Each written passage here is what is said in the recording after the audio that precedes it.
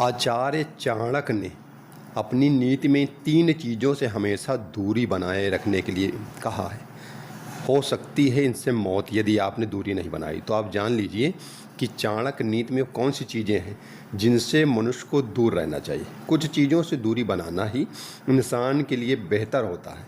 यह चीज़ें नहीं तो खतरा बन सकती है। चाणक्य नीति में आचार्य चाणक्य के अनुसार जो व्यक्ति इन 3 चीज़ों के पास जाने की गलती करता है वह जान से हाथ धो बैठता है, वह जान अपनी गंवा सकता है। जिसमें पहला है, आचार्य चाणक्य ने कहा कि सांप चाहे बड़ा हो या छोटा, आदमी हमेशा उससे दूरी बनाकर आदमी को रखनी चाहिए, क्योंकि विष उसके पास उतना ही होता है।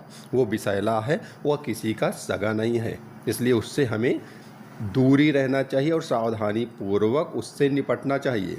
आचार्य चाणक्य ने नीति शास्त्र में कहा है कि छोटे से छोटा सांप भी अपने विष से इंसान को मार सकता है।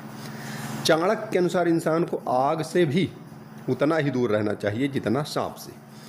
आग से भी हमेशा दूरी बनाकर रखना ही आदमी के लिए बेहतर होता है।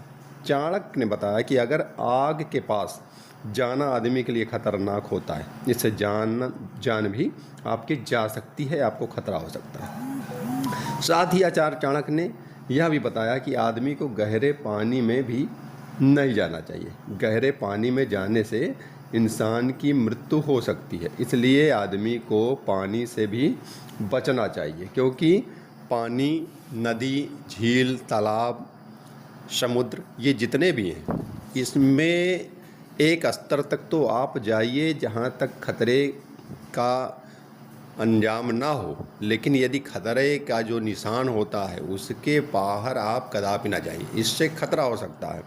तो चाणक्य एक विद्वान पुरुष थे। उन्होंने अपनी नीतियों के तहत मानव जाति को आगे बढ़ाने का महत्वपूर्ण कार्य किया है। चाणक्य नीति से इंसान अपने जीवन को बदल सकता है। तो आचार्य चाणक्य ने जो 3 चीज़ें बताई हमको कि सर्प से दूरी बना के रखना चाहिए, वह छोटा हो या बड़ा, उससे सावधानी पूर्वक निपटना चाहिए।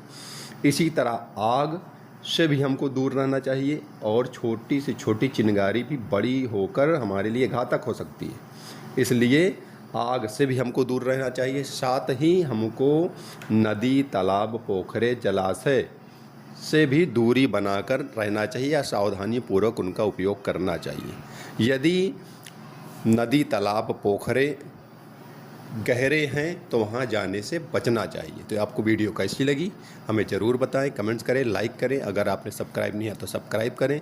अपनों तक ये महत्वपूर्ण जानकारी शेयर करें। जय हिंद, जय भारत, वंदे मातरम।